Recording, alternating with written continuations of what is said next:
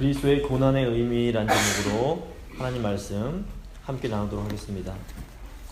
오늘은 교회력에 따르면 종려주일입니다. 종려주일에서 시작해서 일주일간을 저희는 고난주간으로 지키고 이제 다음 주일은 부활주일로 지키게 됩니다. 이제 본래 카톨릭이나 또 이제 예전을 중시하는 교파, 예를 들어서 루터교나 성공회 같은 경우에는 이 전통에 따라서 부활절 이 40일간을 사순절 기간으로 지킵니다. 하지만 저희 재건교회가 속한 대한예수교 장로회는 성경에 근거하는 절개만을 지키는 이 개혁주의 전통에 따라서 공식적으로는 고난주간만을 지키고 있습니다. 이 사복음서의 이 저자들은 예수님의 생애의 마지막 한 주간에 있었던 일들을 매우 자세하게 기록합니다. 이 7일 동안 예수님은 예루살렘에 입성하시고 성전을 정화하시고 감람산에서 말씀을 전하시고 또 제자들과 성만찬을 나누시고 겟세마네 동산에서 기도하시고 체포당하신 후에 신문을 거쳐 십자가 처형을 당하시고 무덤에 장사되십니다. 이 예수님 생애의 절정을 이루는 사건들이 이 마지막 일주일 동안, 이 고난주간 동안에 아주 숨막히게 전개가 됩니다. 이 고난주간은 예수님께서 나귀를 타시고 예루살렘에 입성하신 종려주일부터 십자가에서 죽으시고 죽음에서 부활하신 이 부활주일 직전까지의 7일 동안 예수님께서 받으셨던 이 고난을 기념하는 절기라고 볼 수 있습니다. 왜 교회가 이렇게 고난주간을 지키는 것일까요? 예수 그리스도의 고난에 담긴 의미를 기념하고 기억하기 위해서입니다. 오늘은 이 그리스도 고난과 또 그리스도를 따르는 그리스도인의 이 고난의 의미에 대해서 한번 생각을 해보도록 하겠습니다. 세 부분으로 나눠서 오늘 본문을 생각할 것인데, 첫 번째 육체의 고난입니다. 그리고 두 번째는 고난의 유익, 세 번째는 고난의 삶입니다. 먼저 육체의 고난입니다. 오늘 1절 말씀 제가 읽겠습니다. 그리스도께서 이미 육체의 고난을 받으셨으니 너희도 같은 마음으로 갑옷을 삼으라. 이는 육체의 고난을 받은 자가 죄를 그쳤음이니. 본문은 그리스도께서 이미 육체의 고난을 받으셨다라고 말합니다. 우리 육체의 고난이라고 하면 우리는 몸의 고난만을 생각할 때가 많습니다. 그래서 우리는 고난받으시는 예수님을 생각할 때 흔히 십자가 고난을 생각합니다. 물론 십자가는 예수님의 그 고난의 절정에 해당합니다. 하지만 이 육체의 고난이란 예수님께서 몸을 가진 인간이 되심으로 경험하셨어야만 하는 고난 전체를 의미합니다. 성자 하나님이신 예수님은 스스로 인간이 되심으로 인간이 경험할 수 있는 모든 고난을 경험하십니다. 예수님이 몸을 가진 인간으로서 경험하신 고난을 저희가 한 세 가지 정도로 한번 생각해 볼 수 있을 것 같습니다. 첫 번째, 외로움. 두 번째, 악과의 싸움. 세 번째, 죽음입니다. 먼저 예수님이 경험하신 외로움에 대해서 생각을 해보겠습니다. 사람들이 이 세상에서 경험하는 가장 큰 고통 중 하나가 온전히 이해받지 못함에서 오는 외로움입니다. 내 마음은 분명 이것인데 사람들은 나의 마음을 잘 몰라주고 오해할 때가 참 많습니다. 오해 때문에 비난을 받을 때 우리는 참 억울한 마음이 들게 됩니다. 나는 정말 잘못한 것이 없는 것 같은데 사람들로부터 억울하게 오해와 비난을 받을 때 어떤 사람들은 너무 이게 원통해서 극단적인 선택을 하게 되는 경우까지 있습니다.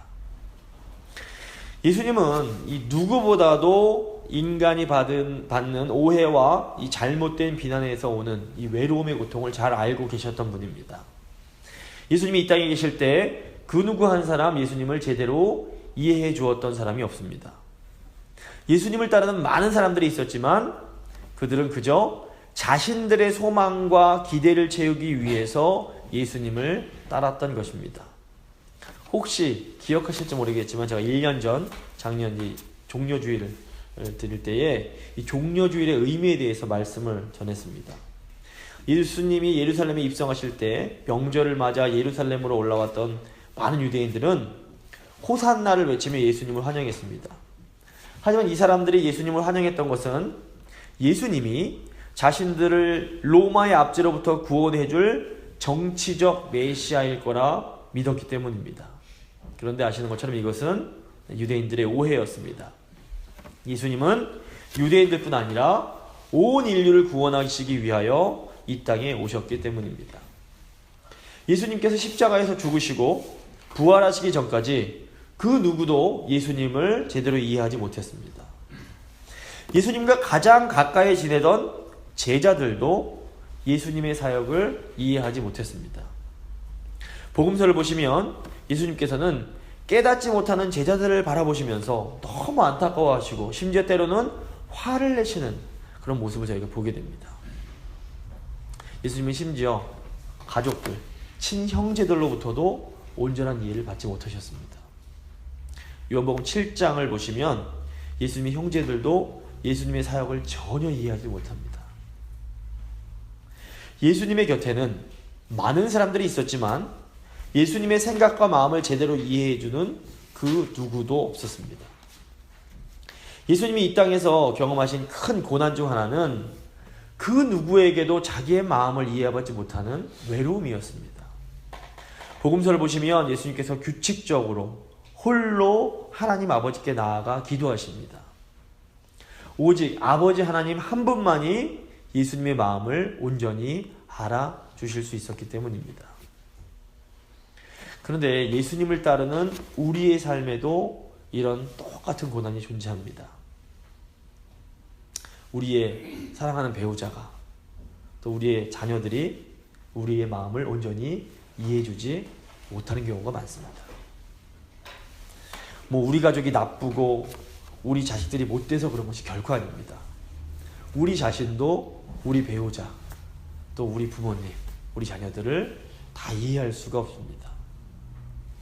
우리 마음 저 깊은 곳은 오직 하나님 한 분만이 온전히 이해해 주실 수 있습니다. 그리고 어떻게 해야 됩니까? 우리도 예수님처럼 규칙적으로 홀로 하나님 앞으로 나아가 기도해야 합니다. 두 번째, 예수님께서 경험하신 고난은 악과의 싸움이었습니다. 누군가와 싸우는 것은 그것이 아무리 옳고 정당한 일이라고 해도 참 괴로운 일일 수밖에 없습니다. 근데 예수님께서 이 땅에 계실 때 이 진리를 위해서 수없이 많은 싸움을 하셔야만 했습니다. 예수님은 당시 바리새인과 사두개인들에 의해서 지속적으로 아주 악의적인 공격을 받으셨습니다. 바리새인들은 예수님께서 전하시는 이 하나님 나라의 진리가 자신들이 힘써 쌓아 올려놓은 그 자기들의 성을 다 무너뜨릴 것을 두려워했습니다. 물론 이 바리새인들, 사두개인들 뒤에는 그 배후에는 마귀가 있었습니다. 마귀는 이 세상적인 욕심을 가진 자들을 통해서 그들을 도구로 삼아 예수님을 공격했습니다. 근데 예수님은 이들과 싸울 때에도 결코 어떤 인간적인 방법이나 폭력과 같은 그런 방법을 쓰지 않으셨습니다.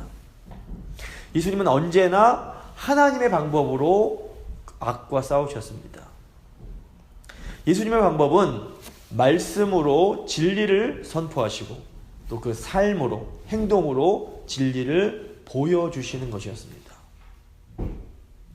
빛이 비추일 때 악은 사라질 수밖에 없습니다. 아직도 이 세상에는 이 진리와 비진리, 참과 거짓의 싸움이 존재합니다. 이 세상에는 진리이신 예수님을 따르고자 하는 사람들이 존재하고 또 반대로 비진리인 마귀를 따르는 사람들이 존재합니다. 이 마귀를 따르는 사람들은 싸움을 할 때 보통 굉장히 비열하고 자기 압이 마귀를 따라서 굉장히 비열하고 거짓되며 사악한 방법들을 사용하곤 합니다. 하지만 예수님을 따르는 사람들은 싸울 때에도 예수님처럼 진리의 방법, 하나님의 방법만을 사용해야 합니다. 그런데 온갖 거짓말과 술수를 쓰는 사람들과 정직한 방법으로 싸우는 것은 결코 쉬운 일이 아닙니다.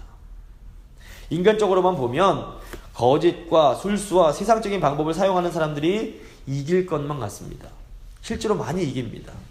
하지만 성도는 예수님처럼 눈에 보이는 싸움에서 비록 질지라도 언제나 진리를 선포하고 진리를 살아내는 하나님의 방법을 사용해야 합니다. 우리가 이렇게 예수님 따르다가 이런 싸움에서 지면 어떻게 될까요? 우리가 정말로 하나님께서 원하시는 방법대로 싸웠다면 저도 괜찮습니다. 왜 그렇습니까? 하나님께서 우리의 의로운 패배를 들어서 궁극적인 승리로 바꾸어 주시기 때문입니다. 예수님의 십자가도 인간적인 눈으로만 보면 완전한 패배였습니다. 하지만 능력의 하나님께서는 예수님을 죽은 자로부터 부활시키심으로 예수님의 그 영광스러운 승리를 온 세상에 선포해 주십니다. 우리도 마찬가지입니다. 물론 우리도 악과 싸울 때 그들처럼 거짓말 할 수 있고 술수도 쓸 수 있고 인간적인 방법을 사용할 수 있습니다. 하지만 우리가 눈앞의 승리와 성공 때문에 거짓말을 하고 술수를 쓰게 만드는 것, 사실은 이것이 바로 마귀의 계략입니다.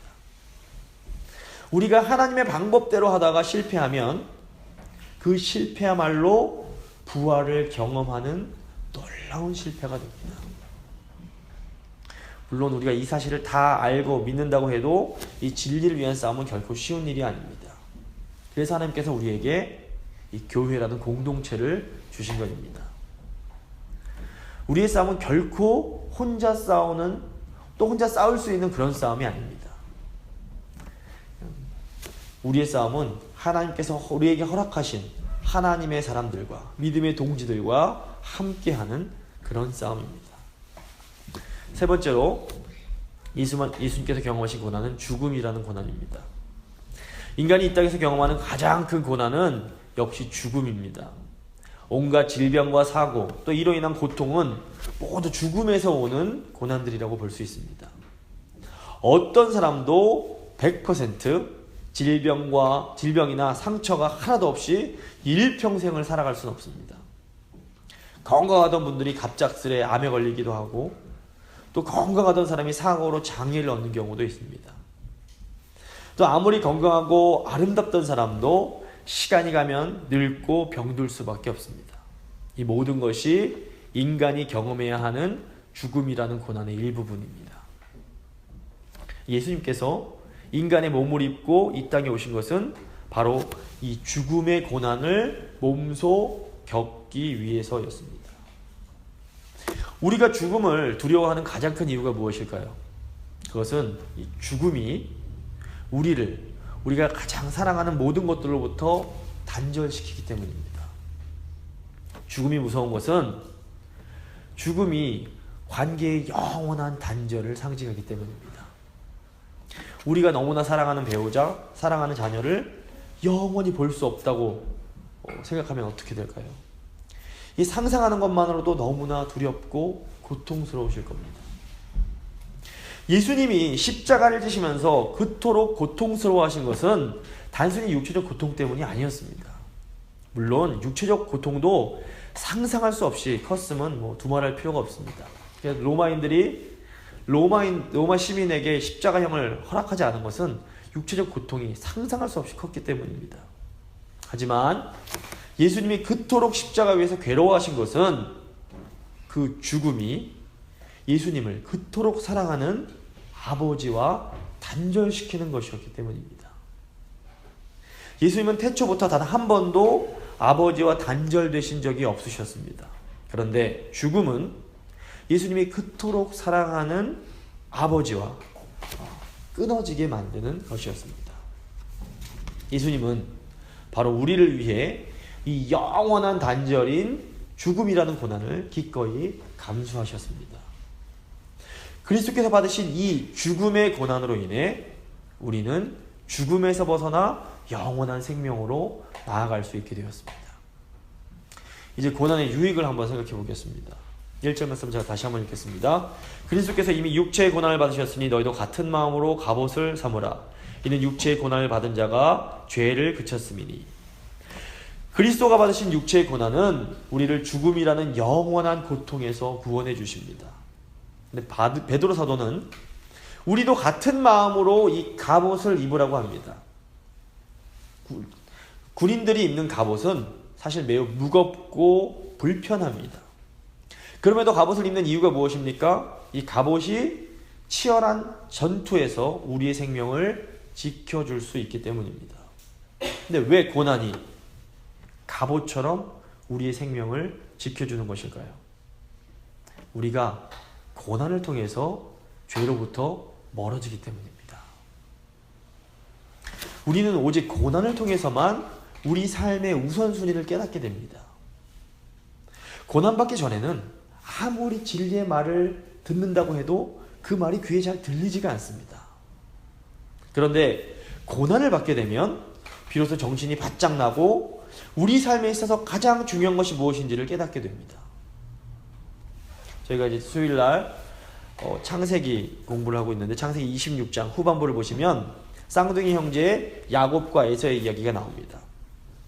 이 형 장자 에서는 자신의 그 장자권에 담긴 놀라운 그 언약의 약속이 얼마나 귀한 것인지를 잘 모릅니다. 그래서 고작 팥죽 한 그릇에 그 소중한 장자권을 동생에게 팔아버립니다. 결국 에서는 쌍둥이 동생에게 모든 복을 다 빼앗기게 난 후에 성경을 보시면 소리 높여 울었다라고 기록이 되어 있습니다. 이렇게 큰 후회를 경험한 후에야 에서는 과거에는 보지 못했던 것을 볼 수 있는 눈을 갖게 됩니다. 창세기 28장 6절에서 9절입니다. 한번 이 보다라는 단어에 주목해서 한번 들어보시기 바랍니다. 에서가 본즉 이삭이 야곱에게 축복하고 그를 밧단 아람으로 보내어 거기서 아내를 맞이하게 하였고 또 그에게 축복하고 명하기를 너는 가나안 사람의 딸들 중에서 아내를 맞이하지 말라 하였고 또 야곱이 부모의 명을 따라 밧단 아람으로 갔으며 에서가 또 본즉 가나안 사람의 딸들이 그의 아버지 이삭을 기쁘게 하지 못하는지라 이에 에서가 이스마엘에게 가서 그 본처들 외에 아브라함의 아들 이스마엘의 딸이요 느바요의 누이인 마할렛을 아내로 맞이하였더라. 이 6절과 8절을 보시면 본즉이라는 말을 통해서 에서가 고난받기 전에는 보지 못하던 것을 고난을 받은 후에 새롭게 보게 됨을 강조합니다. 에서가 무엇을 보았습니까? 6절에서 에서는 이삭이 야곱을 축복하는 것을 보았고 야곱이 부모님께 순종하는 것을 보게 됩니다. 그리고 8절에서는 에서는 자신의 이방 여인과 결혼한 이 사실이 아버지 이삭을 기뻐하게 하지 못함을 보고 돌이켜서 이제 친족 이스마엘의 딸과 다시 결혼을 하게 됩니다. 고난받기 전에 에서는 이런 것들을 모르지 않았습니다. 하지만 고난을 받기 전에는 이런 것들을 다 우습게 여기면서 거들떠보지를 않았습니다. 그런데 모든 것을 다 잃고 고난을 당한 후에 드디어 에서는 정말로 중요한 것이 무엇인지를 볼 수 있는 그 눈을 갖게 됩니다. 우리가 믿음이 생긴다라고 말하는데 이것은 우리의 그 시각이 변화되는 것을 의미합니다. 인생의 능력은 똑같은 상황 속에서 무엇을 볼 수 있는가에 달려 있습니다. 그런데 이 능력이 바로 고난 중에 길러지게 됩니다. 인생 중에 그 누구보다 고난을 많이 경험한 다윗 왕은 자신의 시편에서 아주 유명한 말을 남깁니다. 시편 119편 71절입니다. 고난당한 것이 내게 유익이라. 이로 말미암아 내가 주의 율례들을 배우게 되었나이다. 어떤 종류의 고난이 되었든지 간에 우리 삶 속에서 이 고난을 겪는 것은 결코 쉬운 일이 아닙니다. 그래서 우리는 다른 사람들이 당하는 고난에 대해서 결코 함부로 판단하거나 정죄해서는 안 됩니다. 욥의 친구들이 저질렀던 잘못이 바로 이것입니다. 다른 사람의 고난을 판단하실 수 있는 분은 오직 한 분, 하나님밖에 없으십니다. 우리는 다른 사람들이 이해할 수 없는 고난을 당할 때에 그 곁에서 함께 아파하고 그 고난에 동참할지언정 결코 그 사람을 함부로 판단하거나 정죄해서는 안 됩니다. 이것은 내가 마치 하나님이 되겠다는 그런 것과 마찬가지로 아주 무서운 죄이기 때문입니다. 하지만 동시에 우리는 우리 삶에 존재하는 고난의 의미에 대해서는 진지하게 생각하고 고민할 필요가 있습니다. 우리의 고난은 우리가 우리 삶에 가장 소중한 것을 볼 수 있는 능력을 갖도록 도와줍니다. 이 고난에는 매우 신비한 부분이 들어있습니다. 이 고난에는 하나님의 놀라운 은혜가 숨겨져 있을 때가 많습니다. 물론 여기에도 믿음이 필요합니다. 믿음은 하나님께서 고난 가운데 숨겨두신 그 은혜를 발견할 수 있도록 도와줍니다. 그리고 우리가 믿음으로 그 고난 가운데 있는 그 신비한 은혜를 받아들일 때 우리 안에는 아주 놀라운 변화와 회복이 일어나게 됩니다. 우리 개인적 고난, 또 우리의 가정적인 고난, 또 우리의 교회적인 고난을 믿음의 눈으로 바라봄으로 그 안에 감추어져 있는 은혜를 발견하는 우리 모두가 될 수 있기를 바랍니다. 마지막 세 번째로 고난의 삶에 대해서 생각을 해보겠습니다. 2절과 3절 말씀입니다. 그 후로는 다시 사람의 정욕을 쫓지 않고 오직 하나님의 뜻을 쫓아 육체의 남은 때를 살게 하려 합니다. 너희가 음란과 정욕과 술취함과 방탕과 연락과 무법한 우상숭배를 하여 이방인의 뜻을 쫓아 행한 것이 지나간 때가 족하도다. 여기 이제 정욕은 헬라어 에피스토미아를 번역한 말로 영어로는 욕망이라는 것으로 번역되는 desire라고 번역이 될 수 있습니다. 고난이 주는 큰 유익은 바로 우리의 욕망이 변화되는 것입니다. 모든 살아있는 사람들은 반드시 무언가를 욕망하게 됩니다. 이건 굉장히 자연스러운 일입니다. 중요한 것은 우리가 무엇을 욕망하는가 하는 것입니다. 내가 무엇을 바라고 무엇을 욕망하는가, 이것이 바로 나의 참된 모습입니다. 겉으로 아무리 거룩하고 고상한 척을 한다고 해도 우리 마음속에 있는 그 욕망이 하나님을 모르는 세상 사람들, 오늘 본문에 나오는 이방인들과 같다면 사실 우리는 온전한 제자요 성도라고 볼 수 없습니다. 그러므로 진정한 변화는 바로 우리 욕망의 변화입니다. 우리 안에 있는 욕망이 정말로 변화가 돼야 정말로 그 사람이 변화됐다라고 말할 수 있습니다. 3절에 나오는 음란과 정욕과 술취함과 방탕과 연락과 무법한 우상숭배는 당시 하나님을 모르는 이방인들이 욕망하는 것들과 관련이 있습니다. 베드로 사도가 지적하는 이런 성적인 타락과 방탕함의 그 밑바닥에는 깊은 우상숭배가 자리잡고 있습니다. 우상숭배란 본질적으로 하나님이 아닌 것을 마치 하나님처럼 섬기고 경배하는 것을 말합니다. 그런데 인간의 잘못된 욕망의 근원에는 영원한 것을 향한 인간의 열망이 존재합니다. 제가 일본에 몇 년 전, 2011년인가 그 일본에 큰 지진이 났을 때 먹을 물이 없어서 이 바닥에 고여있는 그 구정물을 마시는 장면이 신문에 난 것을 제가 본 적이 있다고 말씀을 드린 적이 있습니다. 목이 너무 마르면 마셔서는 안 되는 것일지라도 마시게 되는 것처럼 인간 그 속에 있는 영원을 향한 그 열망이 채워지지 않을 때 인간은 온갖 잘못된 쾌락과 죄악된 행동들을 통해서라도 그 열망을 채우고 싶어 합니다. 요한복음에 나오는 사마리아 여인도 마찬가지였습니다. 오늘날 하나님을 모르는 사람들이 돈과 쾌락과 권력을 욕망하는 그 근본적인 이유도 사실은 다르지 않습니다. 세상 사람들은 돈, 쾌락, 권력 등이 그들에게 그 영원한 목마름을 채워줄 수 있을 거라고 믿습니다.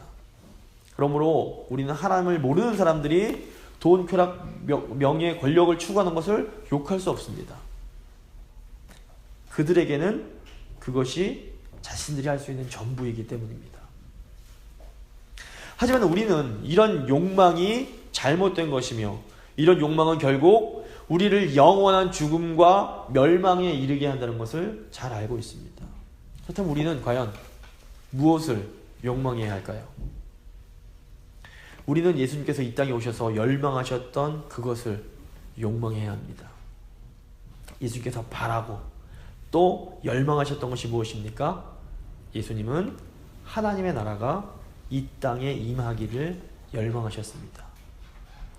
예수님은 하늘에 계신 하나님 아버지의 뜻이 이 땅에서도 이루어지기를 간절히 바라셨습니다. 진정한 변화는 우리가 예수님께서 열망하시던 그것을 똑같이 열망하게 되는 것입니다.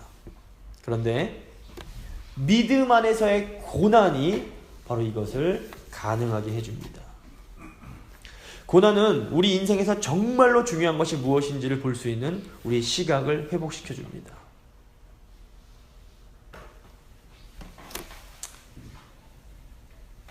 개인적인 고난을 통해서 나 하나 잘 먹고 잘 사는 것이 나의 욕망이 될 수 없다는 것을 우리는 깨닫게 됩니다. 또 가정적인 어떤 아픔과 고난을 통해서 우리는 우리 자녀들이 공부 잘해서 세상에서 성공하는 것이 우리의 궁극적 욕망이 될 수 없다는 것을 깨닫게 됩니다. 또 교회적 차원의 어떤 고난과 어려움을 통해서 우리는 우리 교회 하나가 잘 되고 부흥하는 것이 우리의 욕망이 될 수 없다는 것을 배우게 됩니다. 우리의 욕망은 하나님의 자녀인 우리를 통해 하나님의 나라, 그 천국이 이 땅에 임하는 것이 되어야 합니다. 우리의 욕망은 하나님의 백성인 우리 교회를 통해 하나님의 뜻이 이 땅에서도 이루어지는 것이 되어야 합니다. 오직 고난을 통해 우리는 이 욕망의 변화를 경험할 수가 있게 됩니다. 말씀을 마무리 짓겠습니다. 예수님께서 우리를 구원하시기 위해 인간의 몸을 입으시고 고난을 당하셨습니다. 고난주간을 맞아 우리는 고난의 의미를 잘 되새겨볼 필요가 있을 것 같습니다. 사실 고난은 결코 즐거운 일이 아닙니다. 하지만 죄악된 이 세상을 살아가는 우리에겐 고난이 필연적으로 존재할 수밖에 없습니다. 믿음은 우리가 경험하는 고난 속에 숨겨있는 하나님의 은혜를 볼 수 있게 해 도와줍니다. 믿음으로 고난에 담긴 그 신비한 은혜를 깨달을 때 고난은 우리의 세상적인 욕망을 죽이고 하나님의 나라를 욕망할 수 있게 합니다. 저희가 이제 고난 주간을 맞아서 우리 삶에 존재하는 이해할 수 없는 고난에 담긴 하나님의 은혜를 볼 수 있는 믿음을 달라고 저희가 한번 같이 기도하고 또 더 나아가 우리의 고난이 우리 안에 있는 그런 세상적 욕망을 죽이고 하나님의 나라를 욕망하는 그 욕망으로 변화되게 해달라고 한번 간절한 마음으로 기도하도록 하겠습니다. 기도하시겠습니다.